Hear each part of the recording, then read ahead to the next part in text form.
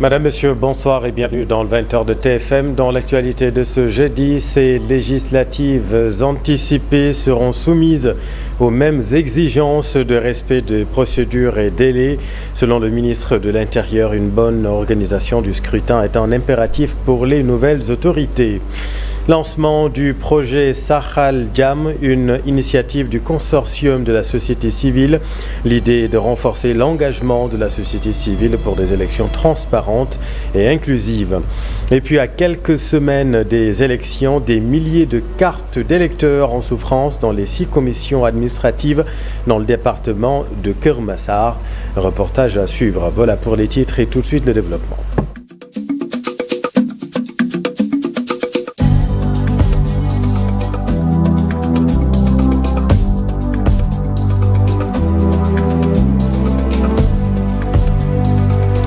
Une bonne organisation du scrutin, un impératif pour les nouvelles autorités.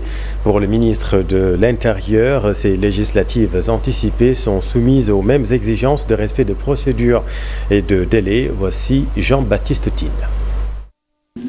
Ces élections législatives anticipées seront soumises aux mêmes exigences de respect de procédures et de délais.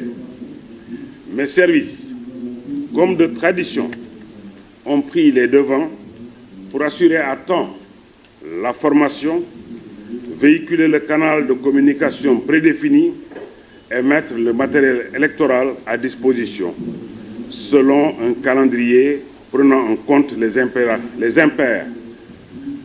impératifs à toute œuvre humaine. En considération de la réussite de l'organisation de la dernière élection présidentielle, l'administration électorale se soumet à l'exigence de maintenir le cap, de redoubler d'efforts sur certains aspects et de renforcer davantage les missions des acteurs institutionnels et non institutionnels. Ce rendez-vous ne peut constituer un fardeau pour les citoyens que nous sommes, d'autant que nous mesurons la responsabilité qui pèse sur nos épaules de répondre favorablement à l'appel de la République pour une nette et parfaite organisation. Les élections pour nous appellent, comme toujours d'ailleurs, le respect dans l'exécution des opérations électorales, des délais légaux et des actes réglementaires. Ce faisant, la réussite de ces joutes électorales se fera avec votre apport décisif. Jean-Baptiste Tine qui a présidé ce matin le projet Sahal Jam à l'initiative du collectif des organisateurs de la société civile, des organisations de la société civile pour des élections transparentes et inclusives. Le reportage de Alassane Diop. Afin de prévenir les violences et de cultiver la paix, plusieurs organisations de la société civile ont lancé ce jeudi le projet Sahal Jam. Sahal Jam est une réponse de la société civile aussi bien du point de vue organique, organisationnel, donc, que du point de vue stratégique pour promouvoir la paix. On a voulu rassembler le maximum d'organisations de la société civile pour travailler qu'à promouvoir la paix. Le ministre de l'Intérieur salue cette initiative. Il estime que ce projet permet au Sénégal de réaffirmer son engagement dans la culture de la paix. Le choix du thème de votre projet, à savoir Sahal Jam, révèle toute sa pertinence. Il offre l'occasion à notre pays de réaffirmer son engagement pour la promotion de la paix et son ancrage dans les valeurs de l'état de droit, the rule of law. Il procède également de la volonté de votre dynamique d'œuvrer aux côtés des autorités politiques à la promotion de la paix et de la transparence dans les élections. Vous conviendrez sûrement avec moi qu'aucun investisseur ne fera des affaires dans un pays instable. À travers des actions conduites par des acteurs qui seront déployés partout dans le pays pour la promotion de la paix, Sahal Jam compte tenir une démarche inclusive pour un combat plus efficace. Au-delà même des organisations de la société civile, nous avons identifié des personnalités dans le milieu politique, des personnalités dans le milieu sportif, religieux, culturel, pour avoir le maximum d'acteurs qu'on appelle des ambassadeurs de la paix qui seront accrédités pour jouer avec nous eh bien, cette carte de la paix. Ces acteurs appelés ambassadeurs de la paix au niveau national, c'est des acteurs choisis selon leur intégrité morale, leur expérience et leur, disons, entre-gens, capables donc de nous permettre d'anticiper sur la violence, capables également de faire des actions de médiation. Au niveau local. Le projet financé par l'Union européenne à hauteur d'1,5 million d'euros prévoit également une synergie d'actions visant à améliorer les conditions de vie des citoyens, principalement les femmes, les enfants et les personnes handicapées. Le projet Sahel Jam lancé pour promouvoir la paix et lutter contre la violence. Vous le savez, la journée d'hier a été marquée par l'attaque du convoi de PASTEF au niveau de Koungheul. Le président du grand parti Malick Gakou s'en est sorti avec une blessure. Le chef du parti PASTEF, Ousmane Sonko, annonce une plainte. Maître Abdi Nar Ndiaye, membre du pôle judiciaire du directoire de campagne de PASTEF, s'en explique avec notre équipe à Koungheul. C'est quoi? À la suite effectivement donc du discours de Ousmane Sonko, nous avons plié bagages pour rentrer effectivement donc en fait donc sur Kaolack. Malheureusement, nous avons été attaqués en fait donc par des personnes en fait donc certainement en fait motivées en fait donc par un dessein en fait donc d'endiguer en fait donc la caravane populaire du président Ousmane Sonko. Non, nous allons effectivement donc et d'ailleurs nous l'avons déjà fait, nous avons effectivement donc rédigé une plainte pour association de malfaiteurs, destruction de biens appartenant à autrui, en fait violence et voies de fait, coups et blessures volontaires et menaces de mort. Nous entendons également en fait aller plus loin en évitant en fait le ministre de l'Intérieur à effectivement supputer les causes donc de ce mal. Je dois dire en fait que je suis surpris en fait donc par cette vague de violence, d'autant plus que récemment le président de la République, son Excellence, M. Bassirou Diomaye Diakhar Faye, avait invité donc les autorités politiques à faire preuve de responsabilité, de retenue et de modération, au fin de préserver ce qu'il y a de plus effectivement précieux, à savoir notre stabilité et notre effectivement démocratie. Et sur le terrain, un ralliement de taille pour le parti PASTEF. À Matam, le maire de Nabadji Civol a rejoint le parti présidentiel. Voyons tout cela avec Ali Bandeniang. C'est une grosse recrue dans les rangs du parti de Ousmane Sonko. Abdoulaye Salli Sall, l'un des premiers compagnons de Macky Sall, a officiellement rallié le PASTEF. L'homme qui a fait fortune au Gabon avant de s'installer maintenant en Côte. C'est une alternance qui nous invite, en tant qu'acteurs politiques et citoyens, à prendre des décisions en phase avec les aspirations profondes du peuple. Après un long moment de réflexion et de discussion sincère, à ma base, que je remercie pour sa franchise et son engagement, j'ai décidé de soutenir pour les élections législatives du 17 novembre 2024 la liste du PASTEF, représentée par le candidat Ousmane Sonko. Notre pays a besoin de stabilité, de réconciliation et d'un projet politique capable de répondre aux défis qui nous attendent. Le Fouta, notre commune de Nabadji Civol, ne saurait être en marge de cette dynamique.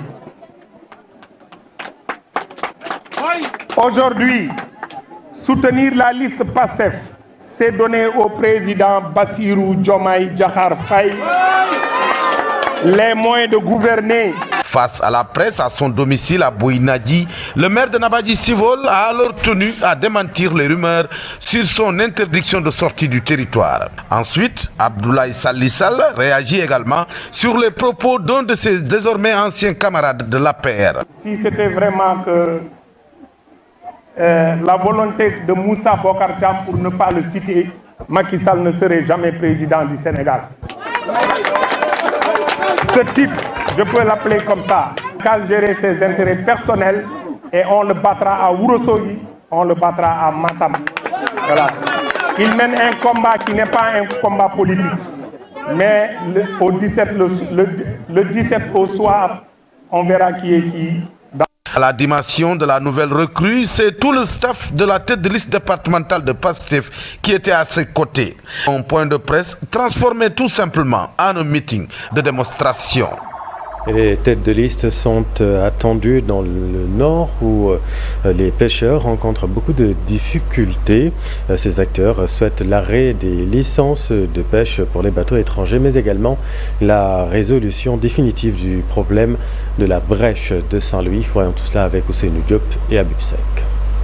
Ousseynou Sek vient juste de débarquer. Il rentre bredouille, les mains vides, après quelques jours passés en mer. Ce jeune pêcheur attend surtout l'engagement des députés pour mettre fin au contrat de pêche des bateaux étrangers qui pillent nos ressources halieutiques dans nos côtes.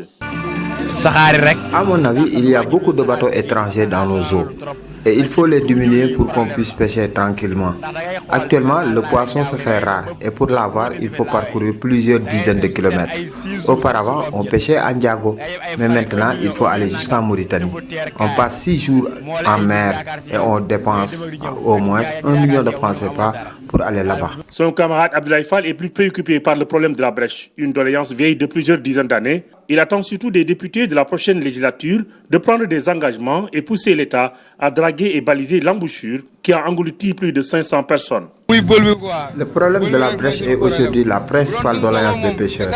Il faut que les députés prennent les mesures idoines pour le dragage et le balisage de la brèche. Auparavant, pour traverser, on utilisait juste 30 litres. Mais aujourd'hui, il faut 120 litres pour le faire. La vie est difficile présentement dans la langue de Barbarie. Fatou Diop était venue trouver du poisson pour préparer le déjeuner. Mais elle rentre bredouille tout en livrant ce message aux futurs parlementaires. Tout ce que nous souhaitons, c'est l'avancement du pays. Nos attentes sont relativement liées à la baisse des prix des denrées, mais également à la prise en compte des préoccupations des pêcheurs, surtout en ce qui concerne la brèche. C'est tout ce dont on a besoin pour évoluer. Les pêcheurs attendent avec impatience l'arrivée des têtes de liste au niveau national. Ces derniers seront confrontés aux multiples doléances des acteurs de la pêche. Le scrutin prévu donc le 17 novembre prochain et pour voter, il faut bien entendu votre carte d'identité, votre carte d'électeur. À quelques semaines du scrutin, des milliers de cartes d'électeurs en souffrance dans les 6 commissions administratives dans le département de Keur-Massar. C'est un reportage de Aminata Ba. C'est le calme plat à la commission administrative de retrait des cartes de Yeumbeul Nord, logée à la sous-préfecture. Plus de 17 000 cartes d'identité sont exposées sur des tables, d'autres rangées dans des seaux. Mais il n'y a pas d'affluence selon l'adjoint du président de la commission. À nos jours, nous sommes à peu le 30 aujourd'hui, donc ça fait 17 jours. Au début, on avait le nombre de cartes qui étaient en stock était 18 035. Donc, il restait 17 952. Donc, cartes distribuées à nos jours, à cet instant, c'est 83 cartes. Dans les communes de Jaxaay, Parcelles Assainies et Keur-Massar Sud, les habitants ne s'intéressent pas encore au retrait de leur carte d'identité. Plus de 11 000 pièces sont toujours stockées au niveau des commissions. Nous sommes à 11 000 cartes disponibles dans les 2 commissions.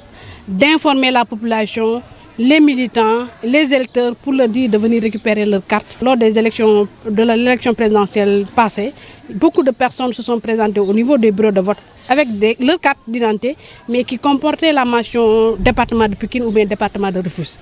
Et compte tenu de cela, ils ne pouvaient pas voter, puisqu'on est dans le département de Keur-Massar. Cette situation pousse l'association des délégués de quartier à se lancer dans la sensibilisation. Elle veut inciter les électeurs à aller retirer leurs cartes. Nous avons tous des panels, donc nous allons passer le message là-bas pour pousser les populations à aller retirer leurs cartes d'électeurs avant les élections. Dans les communes de Malika et de Keur-Massar Nord, la situation est similaire et s'il n'y a pas de changement, beaucoup de personnes risquent de ne pas effectuer leurs droits civiques selon nos interlocuteurs. Merci Aminata. Dans l'actualité également, l'incendie qui s'est déclaré hier à Mermoz. Le feu est encore fumant, mais très vite il a été maîtrisé hier par les secours qui sont venus rapidement sur place. Les dégâts sont quand même importants. L'origine du sinistre n'est pas encore connue pour l'heure. Voyons tout cela dans ce reportage de Yaï Koumandiaï. La fumée continue d'envahir le quartier de Mermoz sur l'ancienne piste. La cause, un incendie qui s'est déclaré hier. Jusqu'à présent, personne ne connaît l'origine. J'ignore la cause de cet incendie. Hier, vers 12h, 13h, on a vu l'intérieur du site prendre feu. On dirait même du sabotage. Je ne connais pas l'auteur de l'incendie. Au moment des faits, j'étais en train de travailler. On nous a dit de récupérer nos voitures et de quitter les lieux car l'espace avait pris feu. Selon ce chauffeur, l'incendie n'a pas occasionné d'énormes dégâts matériels. De même, aucune perte en vie humaine n'a été enregistrée. Il n'y a pas de blessés ni de morts. Il n'y avait rien à l'intérieur, à part les arbres et les ordures. Malgré la présence des sapeurs-pompiers, le feu ne s'est pas totalement éteint et les riverains n'en peuvent plus de respirer du gaz carbonique. On n'a pas le choix, on reste ici. Notre lieu de travail se trouve ici et on ne peut pas se déplacer. Raison pour laquelle nous sommes obligés de respirer cette fumée. Car si on ne travaille pas, c'est le chômage qui nous attend. Un incendie s'est déjà produit dans le passé dans ce site, un phénomène qui commence à inquiéter. Et puis dans l'actualité également, à la suite de sa visite au mausolée de Mustafa Kemal Atatürk, père fondateur de la République turque, son Excellence, le président Bassirou Diomaye Faye a été accueilli avec les honneurs au palais présidentiel d'Ankara, où il a rencontré le président Recep Tayyip Erdogan pour une réunion en tête-à-tête. Les deux dirigeants ont signé un protocole d'accord établissant un conseil stratégique de haut niveau visant à doubler le volume des échanges commerciaux entre le Sénégal et la Turquie, passant de 500 millions à 1 milliard de dollars dans les prochaines années. Cet accord marque une étape clé dans la coopération bilatérale, notamment dans les secteurs de l'agriculture, de l'énergie, de l'enseignement supérieur et de la défense. Le grand projet, le grand transfert d'eau est lancé ce jeudi avec le FONSIS et le Sinodro. Le ministre Cheikh Tidiane Dièye a signé la convention de partenariat de la première autoroute de l'eau qui va transférer de l'eau du lac de Guiers vers Dakar, Mbour, Thiès et Touba. Voici Cheikh Tidiane Dièye avec Mamadou Gueye. Nous sommes ici pour procéder à la signature de la convention entre le FONSIS et Power China avec sa filiale Sino-Hydro qui a été sélectionnée pour réaliser la première phase de cette branche des autoroutes de l'eau. Lorsque le président de la République nous a donné des directives très fermes avec un suivi régulier, avec une demande au Premier ministre aussi de nous suivre régulièrement, il avait deux grandes exigences. D'abord, la transparence du processus et sa régularité. S'assurer que tout se fasse dans les règles de l'art en défendant particulièrement et intégralement les intérêts de notre pays.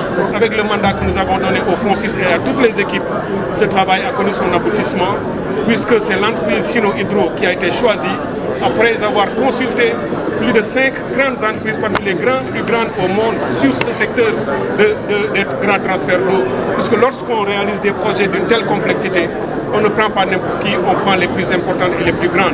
Et c'est ce que le FONSIS a fait. Il fallait faire preuve d'une très grande capacité technique, mais également d'une envergure financière qui pouvait permettre de structurer un partenariat public-privé en levant et en amenant l'intégralité. L'OFNAC a organisé ce matin une rencontre d'information sur le partenariat pour un gouvernement ouvert. Cette journée clôture 3 jours d'activité avec les porteurs d'engagement sur le plan de la lutte contre la fraude et la corruption. Voici Saliou Diop, point focal de l'OFNAC avec Al-Hassan Ba. Organiser 3 cycles d'activités.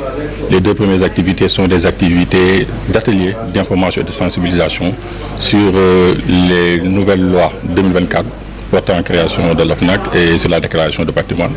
Aujourd'hui, c'était ce qu'on appelle la matinée PGO, c'est une séance d'information sur le partenariat pour un gouvernement ouvert, particulièrement l'engagement 3 qui porte sur le renforcement des attributions de l'Office national de lutte contre la fraude et la corruption. Aujourd'hui, on ne peut pas parler de PGO et sans pour autant parler d'autres parce qu'au Sénégal, nous avons un comité national PGO et dans le cadre du comité national PGO, il y a ce qu'on appelle les engagements. Ce sont les engagements de l'État du Sénégal en matière de gouvernance ouverte, de gouvernement ouvert. Et il y a aujourd'hui 8 engagements de l'État du Sénégal et sur les 8 engagements, le 3e concerne l'OFNAC, c'est-à-dire renforcement des attributions de l'Office national de lutte contre la fraude et la corruption. Et aujourd'hui, vous avez constaté que depuis le 9 février 2024, l'Assemblée nationale du Sénégal, à l'unanimité, a voté deux lois. Et puis retenez en sport, la lutte sénégalaise a un nouveau patron. Il s'agit de Malick Ngom, qui est nommé nouveau président du CNG, nommé par le ministère des Sports. Malick Ngom, donc l'arbitre qui devient le président du CNG. En judo, la 9e édition de l'Open de judo de Dakar va se dérouler à Dakar Arena du 21 au 24 novembre. Cette année, à côté de la compétition des seniors, il y aura une coupe pour les jeunes. C'est un sujet réalisé par Cheikh Sadibou Diarra. 4 événements en un, c'est la grande nouveauté qui entre l'Open de Dakar de judo du 21 au 24 novembre prochain.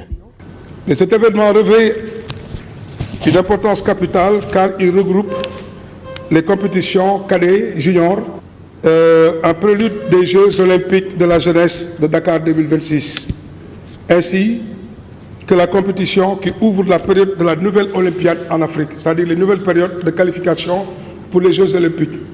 Au-delà de ces compétitions, l'Open sera également l'hôte d'un séminaire et un examen d'arbitrage pour les grades continentales et internationales. Le budget de cet Open avoisine les 100 millions de francs CFA, d'où l'objectif de réussir le pari de la participation. Mais dès la semaine prochaine, on va retourner sur les entraînements de routine comme on fait d'habitude pour essayer de préparer au mieux cette compétition pour pouvoir rapporter le maximum de médailles possible. Chez les seniors, on peut avoir de l'espoir parce qu'on a quand même des athlètes qui ont beaucoup d'expérience et qui sont déjà classés au niveau mondial. Que chez les cadets, pareil aussi. Prévu à Dakar Arena, l'Open partage presque les mêmes dates que la fenêtre des éliminatoires de l'Afrobasket masculin dans le même lieu. Pas une préoccupation pour le judo qui s'est offert des garanties. Depuis un mois, chaque semaine, on est à Dakar Arena pour le branding du site. Et personne ne nous a parlé de basket. Et quand nous avons eu l'information, nous avons aussi vérifié au niveau de la SOGIP. Et la réponse est claire. Nous avons une relation contractuelle avec le judo et pas avec personne d'autre. Les gens nous ont envoyé le plan de vol. Nous avons programmé la compétition à Dakar Arena parce que la Fédération internationale du judo vient et nous a clairement signifié que Marius Ndiaye ne répond pas au nom d'une compétition de judo de niveau international. Puis il n'y a aucune possibilité de délocaliser ou de repousser l'événement. L'Open de Dakar de judo, qui avance vers sa 9e édition, prend de plus en plus d'envergure. Coïncidant cette année avec le début d'un nouveau cycle olympique, il vaudra le détour sur et en dehors des tatamis. Et puis la 4e étape du concept pratiquer le sport de mon choix dans ma localité a vécu dans la commune de Yenne à 2 ans jour pour jour des Jeux olympiques de la jeunesse Dakar 2026. C'était une occasion pour l'initiation, pour initier plusieurs jeunes. Voyons tout cela avec Cheikh Sadibou Diarra.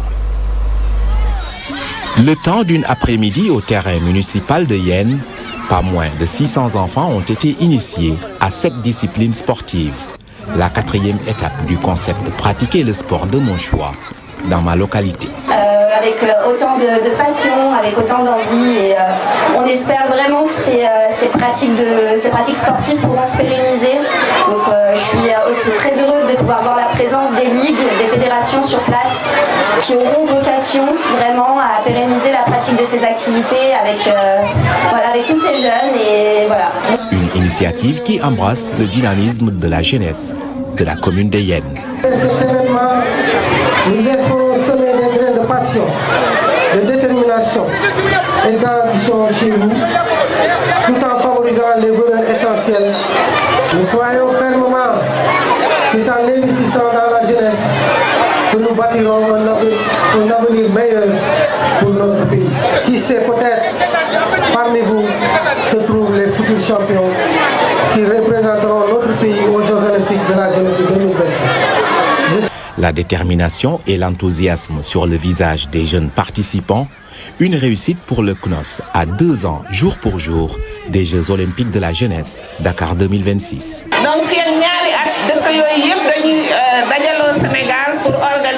Nous allons repasser pour voir s'il y a continuité avec les ligues, les créations de clubs. De ce fait, lors des Jeux Olympiques de la jeunesse qui aura lieu dans 2 ans tout juste à Dakar, chaque localité comme ici pourra envoyer sa jeunesse, même si elle ne participera pas à l'événement sur le terrain. Elle se sentira concernée. Pour vulgariser les JOJ Dakar 2026 et créer de l'effervescence autour de l'événement, le concept « Pratiquer le sport de mon choix dans ma localité » va continuer dans les autres communes, après celle de Yen.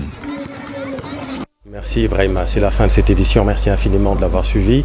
Soir d'info, la suite dans un tout petit instant avec Madame Mariam Selikane. A tout de suite.